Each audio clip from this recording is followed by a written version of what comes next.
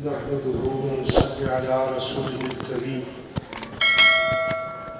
أما بعد أعوذ بالله من الشيطان الرجيم بسم الله الرحمن الرحيم ألف لام ميم ذلك الكتاب لا ريب فيه هدى للمتقين صدق الله العظيم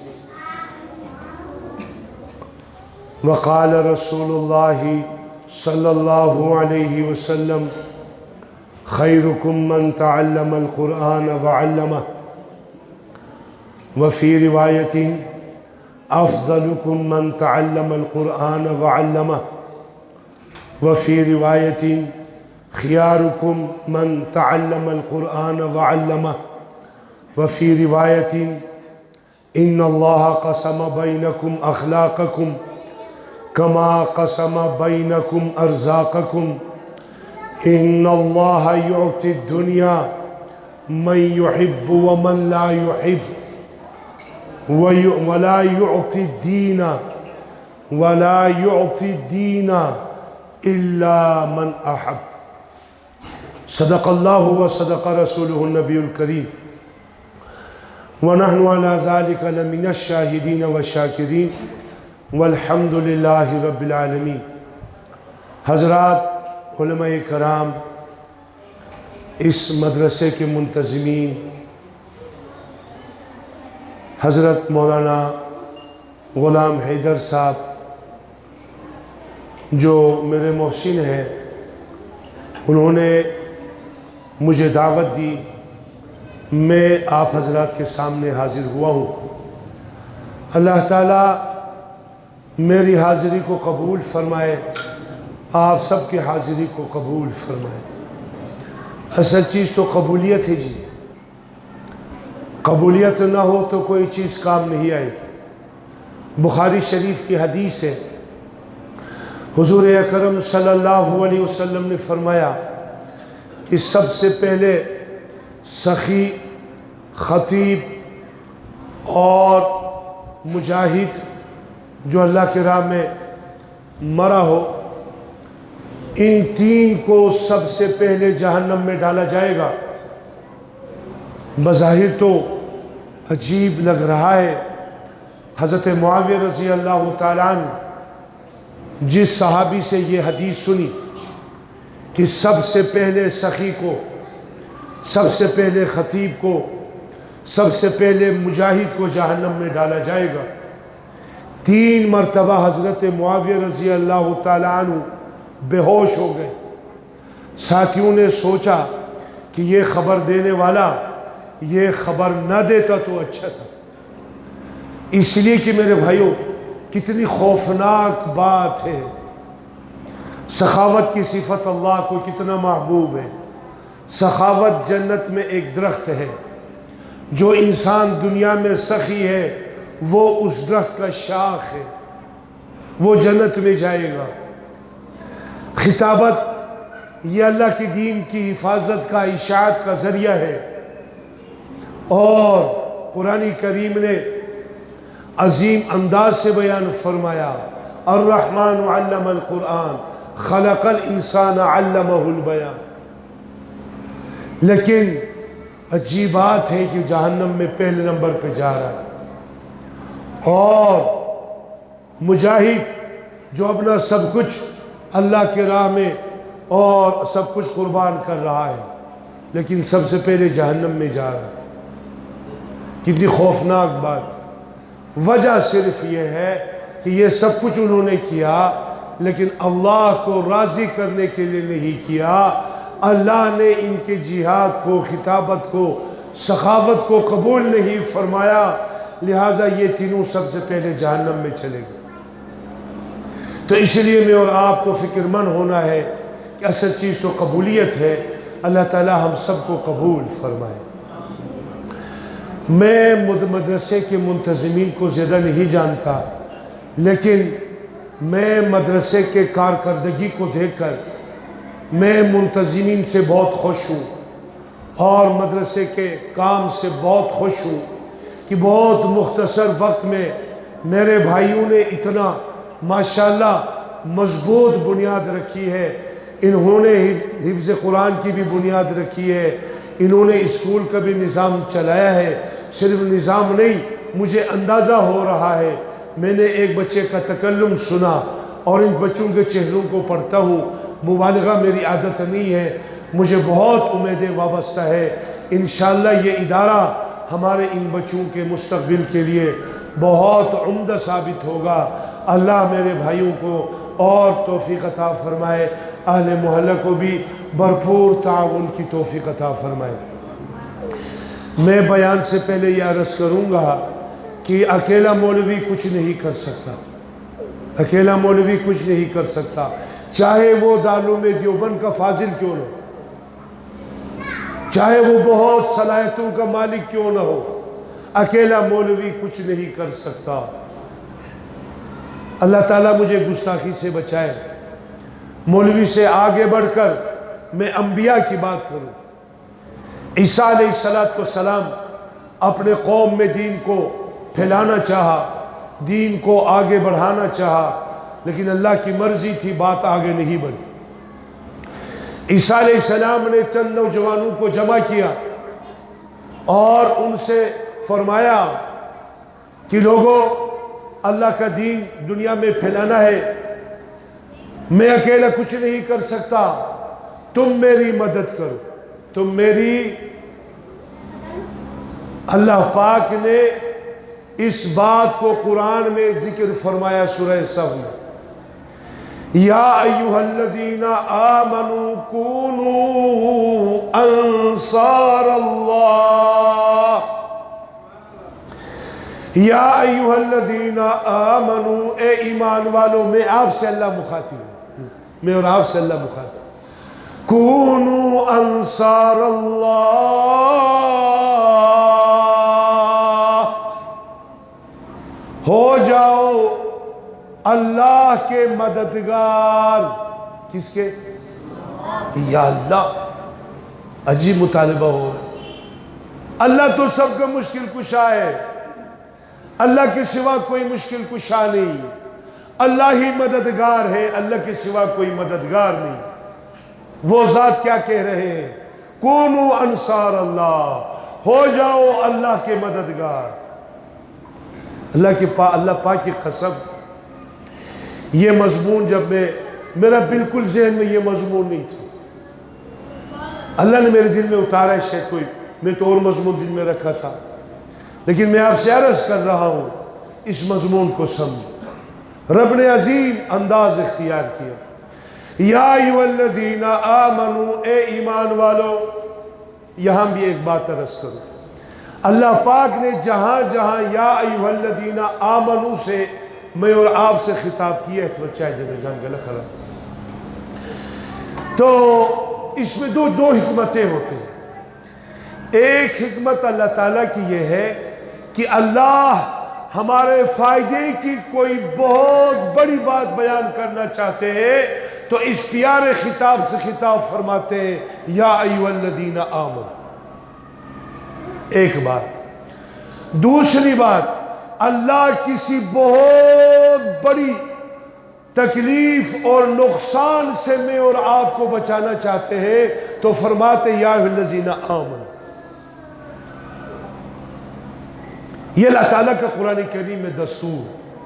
جہاں بھی قرآن میں یا ایھا الذین آمنوا پڑھو تو سمجھ لو کہ میرے اللہ نے میرے فائدے کی سب سے بڑی بات آگے بیان کرنا چاہتے ہیں, یا میرا اللہ مجھے سب سے بڑے نقصان سے بچانا چاہتے ہیں. اب آگے چلو.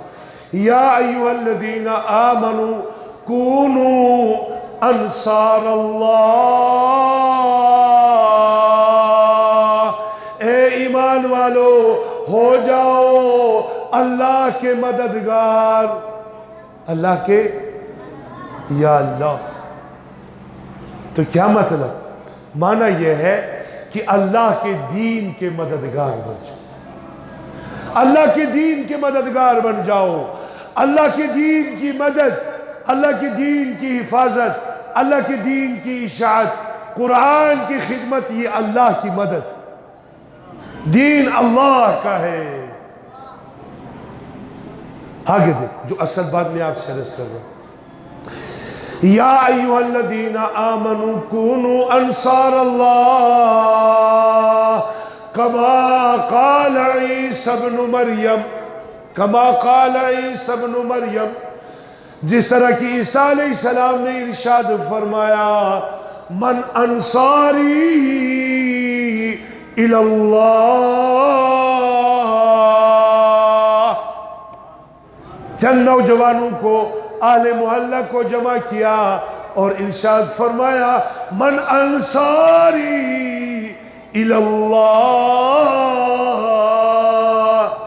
کون ہے تم میں سے میرے ساتھ اللہ کی مدد کرے، یعنی اللہ کی دین کی مدد کرے، اللہ کی دین کو پھیلائے، توحید کو پھیلائے، رسالت کو پھیلائے، میرے انجیل میری کتاب کے پیغام دوسروں تک میرے ساتھ پہنچائے۔ پتہ نہیں کیا فرمایا، سنو عیسیٰ کی تقریر۔ قال الحواریون، چند نوجوان کھڑے ہوئے، مفسرین نے فرمایا یہ دھوبی کے اولاد تھے، لوگوں کے کپڑے دھونے والوں کے اولاد تھے۔ کسی نے کہا کہ نانا یہ تو شہزادے تھے، لیکن کوئی بھی ہو، ابہموا ما ابہم اللہ، جو بھی ہے چند نوجوان ہیں کھڑے ہوئے اور کہنے لگے اللہ کے نبی پرواہ نہ کیجئے، ہم اپنے جانوں کے ساتھ کھیلیں گے، نحن انصار اللہ، ہم اللہ کی مدد کے لیے آپ کے ساتھ کھڑے۔ اللہ فرماتے ہیں کہ ایمان والو، ان حواریوں کی طرح جیسے انہوں نے عیسیٰ علیہ السلام کی مدد کی، میرے نبی کی مدد کرو، میرے دین کی مدد کرو۔ عجیب مضمون ہے واللہ۔ یا ایھا الذین آمنوا کونوا انصار اللہ کما قال عیسی ابن مریم للحواریین من انصاری الی اللہ۔ یہاں ایک نقطہ اور سمجھو، یقین کرو اس مجلس میں کوئی اللہ والا ہے، اس کا فیض مجھے آ رہا ہے، اس کی برکت سے اللہ مضامین میرے سینے میں اتار رہا ہے، میں مبالغہ نہیں کر رہا۔ یا تو یہ بچے بہت یہ تو ہے ہی حفاظ کا علماء کی مجلس، اس میں تو کوئی شک ہی نہیں۔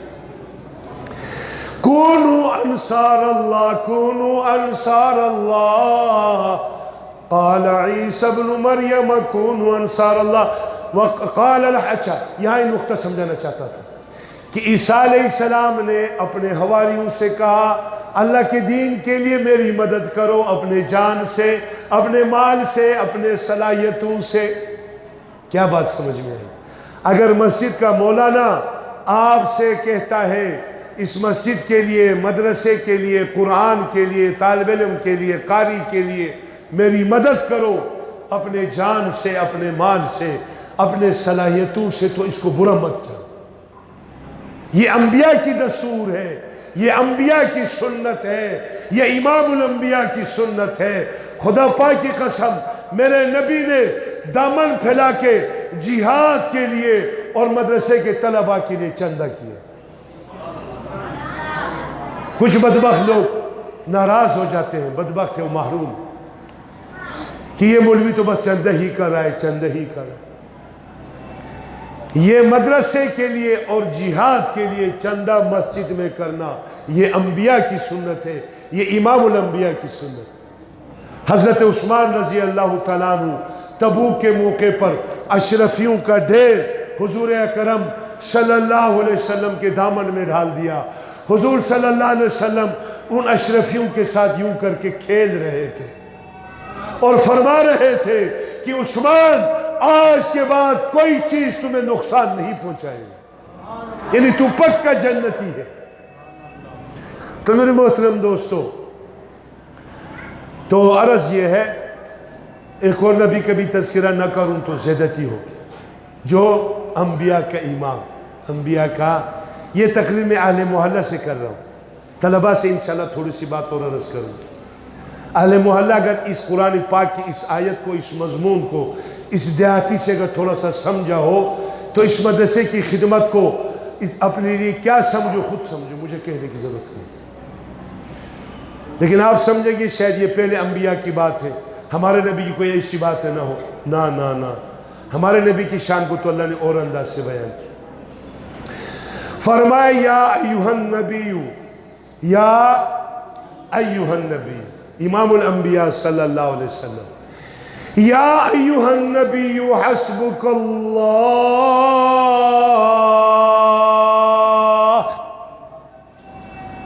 اے نبی صلی اللہ علیہ وسلم، اللہ آپ کے لیے کافی ہے۔ کون؟ یا ایہا النبی حسبک اللہ، اے نبی صلی اللہ علیہ وسلم، اس دین کو پھیلانے کے لیے، اس دین کو غالب کرنے کے لیے، اس قرآن کو حافظ بنانے کے لیے، اس قرآن کی حفاظت کے لیے، اس قرآن کی اشاعت کے لیے اللہ آپ کے لیے کافی ہے۔ جو آسمانوں کا رب ہے، عرش کا رب ہے، میرے نبی کا رب ہے۔ تو میرے بھائیوں ایک منٹ کے لیے سوچو، جس ذات کو اللہ تسلی دے رہے ہیں، جو آسمانوں کا رب، زمین کا رب، میں اور آپ کا رب ہے، کہ میرے محبوب فکر نہ کیجئے، اس قرآن کو پھیلا دیجئے، اس قرآن کی خدمت کیجئے، میں اللہ آپ کے لیے کافی۔ عجیب انداز، لیکن میں سمجھانا کیا چاہتا ہوں، اللہ نے اس پر بس نہیں کی۔ کیا ضرورت ہے جس کے ساتھ اللہ ہو، اللہ جس کے ساتھ اپنی معیت کا، اپنی مدد کا اعلان کرے کہ میں آپ کے ساتھ ہوں، میدان میں آؤ، قرآن کے مضامین لوگوں کو سناؤ، قرآن کو پھیلاؤ، میں اللہ آپ کے لیے کافی۔ اگر مولوی کو، اگر محلے میں کوئی اچھا آدمی حوصلہ دیتا ہے، اللہ کی قسم یہ بھی اللہ کی سنت۔ یہ مضمون ابھی اللہ نے واللہ میرے اندر میں کوئی بڑھائی نہ ہے، مجھے ڈر لگ رہا ہے اس مسجد میں کوئی اللہ والا ہے۔ یہ مضمون نہ پہلے کبھی میرے دل میں آنے کے لیے کبھی بیان کیا۔ ہاں کیا سنا رہا ہوں اہل محلہ، یا ایہا النبی حسبک اللہ، وقت کی قلت تو نہیں ہے۔ اے نبی صلی اللہ علیہ وسلم، اللہ آپ کے لیے کافی ہے۔ اہل محلہ، اللہ کو، اللہ اس فقیر کو تو اللہ استعمال کر رہے ہیں، آپ کو سمجھا رہے ہیں۔ کیا سمجھا رہے ہیں؟ کہ مولوی سے کہو، مولوی صاحب آگے بڑھو، آگے بڑھو، قرآن کی خدمت کرو، مدرسے کو بڑھاؤ، کلاسوں کو بڑھاؤ، میں تمہارے ساتھ ہوں، میں تمہارے۔ یہ کیا ہے؟ یہ اللہ کی سنت، قرآن سنا رہا۔ اپنے توفیق کے مطابق مولوی سے کہو کہ مولانا صاحب آگے بڑھو، میں تمہارے ساتھ ہوں، یہ اللہ کی سنت۔ کس کی سنت ہے؟ یا ایھا النبی حسبک اللہ، اے میرے نبی آگے بڑھو، میں اللہ آپ کے لیے کافی ہوں۔ اگر کوئی مسلمان مولوی سے یہ کہے گا تو اللہ کی سنت کو پورا کر، دین اللہ کا۔ آگے ذرا سنو، اللہ نے یہاں بات ختم نہیں فرمائی، میرے محبوب میں آپ کے لیے کافی ہوں، بس نہیں۔ یا ایھا النبی حسبک اللہ ومن اتبعک من المؤمنین، میرے محبوب تیرے صحابہ تیرے لیے کافی ہے۔ کیا شان صحابہ کی، خدا کی قسم صحابہ کی شان کو دیکھ۔ میرا اللہ کیا فرما رہے ہیں؟ اپنے ذات کے بعد صحابہ کو بیان فرما رہے ہیں، میرے محبوب میں اللہ آپ کے لیے کافی ہوں، آپ کے صحابہ آپ کے لیے کافی۔ اللہ کتنے سچے ہیں، صحابہ نے اپنا سب کچھ قربان کر دیا، سب کچھ قربان کر دیا۔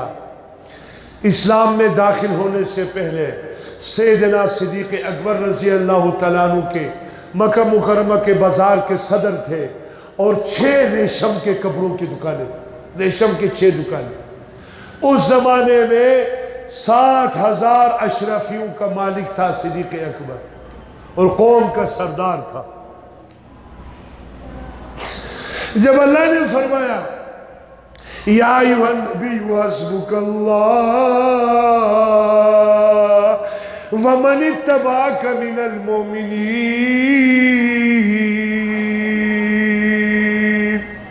تو صدیق اکبر نے سارا مال نبی کے قدموں میں ڈالا، یہاں تک کہ ایک مرتبہ یہ بات ہوئی، اللہ کے نبی کے مہمانوں کو کھلایا، اللہ کے دین پر خرچ کر دیا، 6 دکانیں ختم ہو گئے، 60,000 اشرفیاں ختم ہو گئے۔ ایک موقع تو ایسا آیا، سند بہت کمزور ہے لیکن بات تو ہے کہ ایک مرتبہ نبی نے چندے کا اعلان کیا، صدیق کے پاس کچھ نہیں، صدیق نے دیکھا کہ کپڑے کچھ قیمتی ہیں، بازار میں فروخت کروا دیا، کچھ پیسے ملے، خود تاج کا لباس پہنا، جو پیسہ بچا نبی کے قدموں میں ڈال دیا۔ جبرائیل تشریف لائے، جبرائیل عجیب و غریب لباس میں ملبوس ہے، جبرائیل تاج کا لباس پہنا ہوا ہے۔ حضور نے فرمایا جبرائیل یہ کیا بات ہے، کس لباس میں آئے ہو، ٹاٹ پہن کے آئے ہو، کیا بات ہے جبرائیل؟ فرمایا جبرائیل نے یا رسول اللہ میں ایک نہیں، سارے فرشتے ٹاٹ کے لباس میں ملبوس ہیں، اس لیے کہ زمین پر صدیق نے لباس تاج کا اختیار کیا ہے۔ یہ قربانی اللہ کو اتنی پسند آئی کہ سارے فرشتے اس لباس میں ملبوس ہیں۔ کون صدیق ہے؟ ہائے یا ایھا النبی حسبک اللہ ومن اتبعک من المؤمنین۔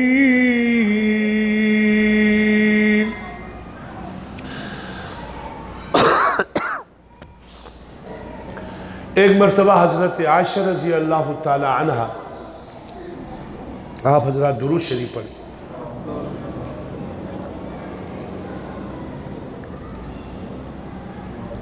حضور اکرم صلی اللہ علیہ وسلم کے ساتھ رات کو باہر تشریف فرما ہے، اماں کی نظریں آسمان کی طرف، اور اس زمانے میں تو بجلی کا انتظام تھا ہی نہیں، تو جہاں بجلی نہ ہو دیہاتوں میں آپ نے دیکھا ہے رات کو ستارے بہت خوبصورت چمک رہے ہوتے ہیں اور بہت بڑی تعداد میں نظروں میں آتے ہیں۔ اماں کی نظر آسمان کے ستاروں پر پڑی، اماں نے عرض کیا یا رسول اللہ تیرے امت میں کوئی ایسا انسان، ایسا امتی ہے اس کے نیک اعمال آسمان کے ستاروں کے برابر، آسمان کے؟ حضور اکرم صلی اللہ علیہ وسلم نے فرمایا عائشہ کیوں نہیں، میرے عمر کے نیک اعمال آسمان کے ستاروں سے زیادہ ہے۔ اماں کو تعجب ہوا، اماں نے عرض کیا یا رسول اللہ پھر میرے والد محترم حضرت ابوبکر کے اعمال کتنے ہوں گے؟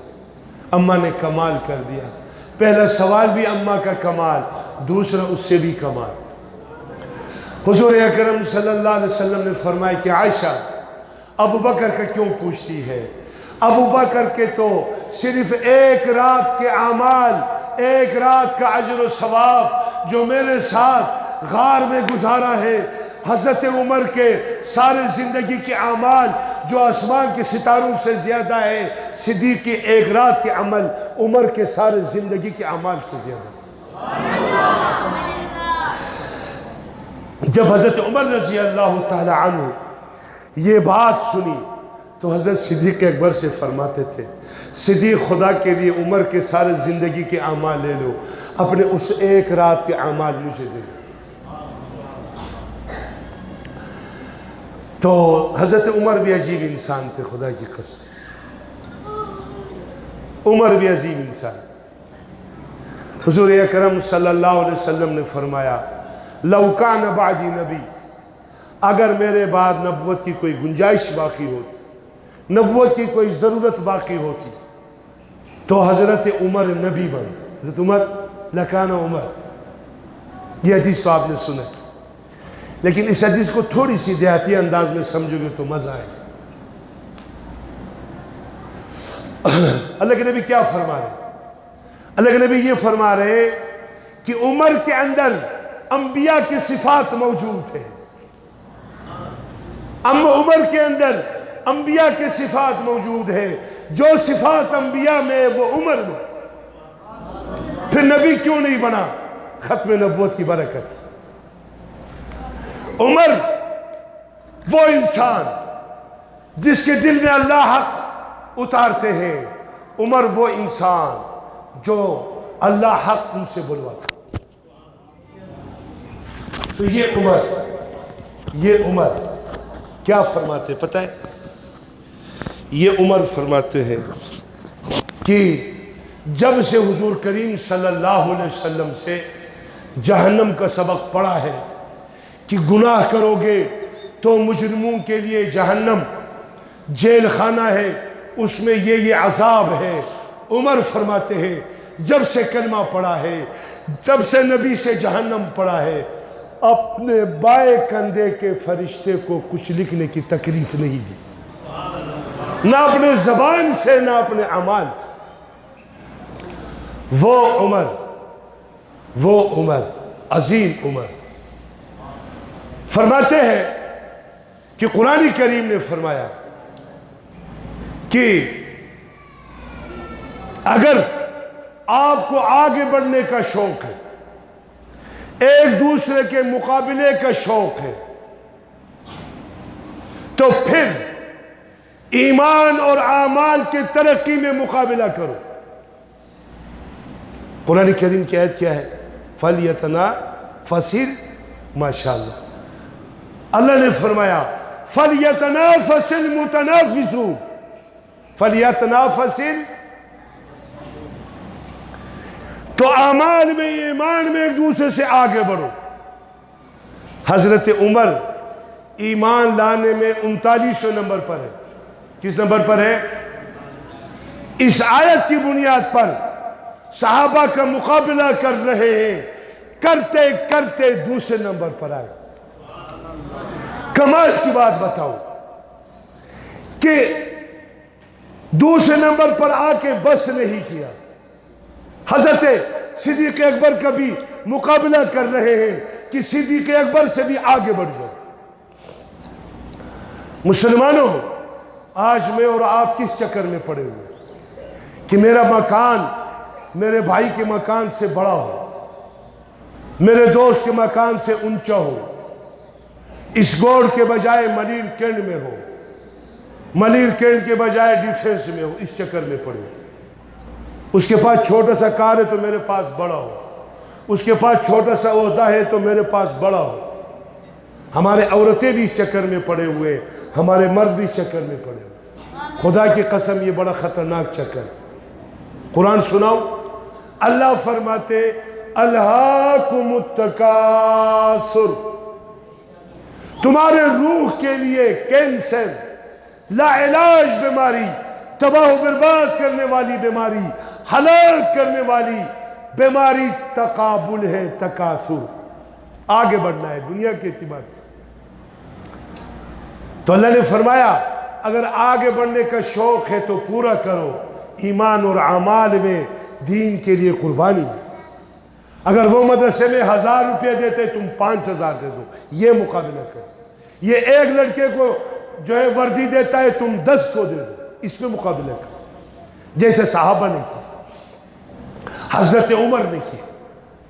اب صدیق اکبر کے بھی پیچھے پڑے ہوئے ہیں کہ صدیق اکبر کو بھی کراس کر کے 1,24,000 انبیاء میں 1,24,000 انبیاء کی تعداد ہے، اتنی ہی تعداد اللہ کی شان صحابہ کی۔ اب عمر چاہتے ہیں کہ 1,24,000 انبیاء کے سردار، پہلے نمبر پر میرا نبی ہے، 1,24,000 صحابہ میں عمر کا نمبر پہلا ہو، اس میں مقابلہ کرتے کرتے صدیق تک پہنچ چکا ہے۔ اب صدیق کو بھی نہیں چھوڑا۔ تبوک کا جو جہاد تھا بڑا مشکلات، موسم کے اعتبار سے، افراد کے اعتبار سے، قوت کے اعتبار سے، لیکن اللہ کی شان، اس موقع پر حضرت عمر کے پاس مال بہت تھا۔ کہو سبحان اللہ۔ عمر نے سوچا کہ اچھا موقع ہے، مال کی بھی ضرورت نبی کو بہت ہے، دین کے لیے بہت ہے، میرے پاس بہت مال، اس دفعہ صدیق سے آگے بڑھتا ہوں، یہ موقع ہے، فائدہ اٹھاتا ہوں۔ اور دوسرا بڑا فیصلہ یہ کیا کہ اس پورے جائیداد کو 1/2 کر کے آدھا نبی کے قدموں میں ڈالوں، آدھا اپنے اولاد کو چھوڑ، تاکہ صدیق سے آگے بڑھ جاؤ، پہلے نمبر پہ آ جاؤ۔ ٹھیک ہے جی، ایسا ہی کیا۔ اب صدیق اکبر نے کیا کیا؟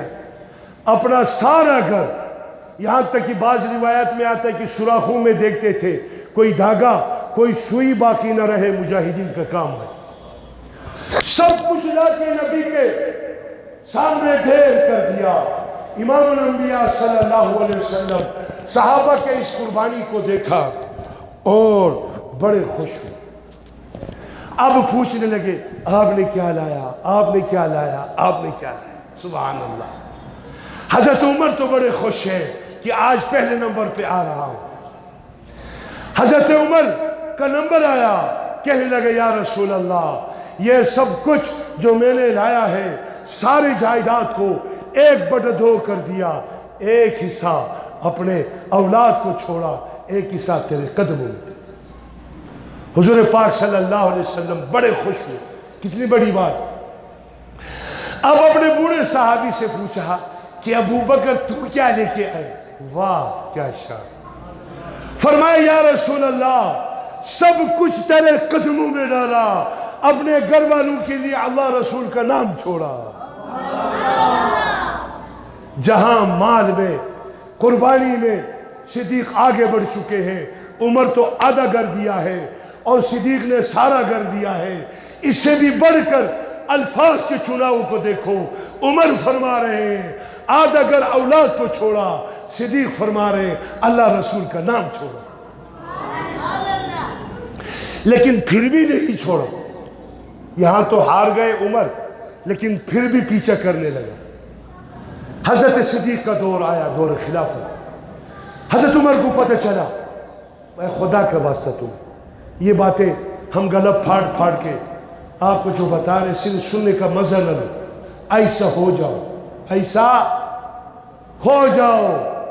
ہاں آمنو کما آمن الناس، یہ آیت آپ سب کو پتہ معلوم ہے، سورہ بقرہ کی۔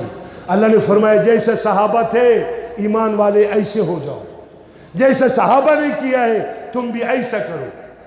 آمنو کما آمن الناس۔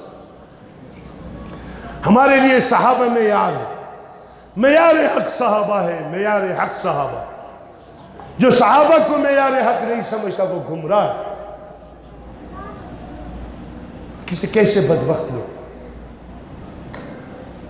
کیسے بدبخت لوگ ہیں وہ جو صحابہ سے دشمنی کریں۔ دشمنی صرف رافضیوں کی شکل میں نہیں، وہ تو ازل سے صحابہ کے دشمن۔ لیکن میں عرض کر رہا ہوں، ناراض نہ ہونا، ہمارے سنیوں میں، مسلمانوں میں بعض ایسی جماعتیں ہیں، بعض ایسے لوگ گزرے ہیں جو اپنے آپ کو بڑا مفسر اور محدث سمجھا، لیکن صحابہ کے خلاف کتابیں لکھی۔ بدبخت ہے وہ زبان جو صحابہ کی گستاخی کرے، بدبخت ہے وہ قلم جو صحابہ کی گستاخی کرے، بدبخت ہے وہ جماعت جو صحابہ کی گستاخی کرے۔ میرے محترم دوست، حضرت صدیق کا دور خلافت، حضرت عمر کو پتہ چلا کہ مدینے کے مضافات باہر ایک بری عورت رہتی ہے، میں اس کی خدمت کروں، تمہیں اللہ کا واسطہ تم بھی ایسا بن جاؤ، میرے لیے بھی دعا کرو اللہ مجھے بھی ایسا بنے۔ اللہ ہمیں صحابہ جیسے صفات عطا فرمائے۔ حضرت عمر نے سوچا کہ اب وقت ہے دور خلافت بھی صدیق کا ہے، آگے بڑھ جاؤ۔ اس بوڑھی کی خدمت کا فیصلہ کی۔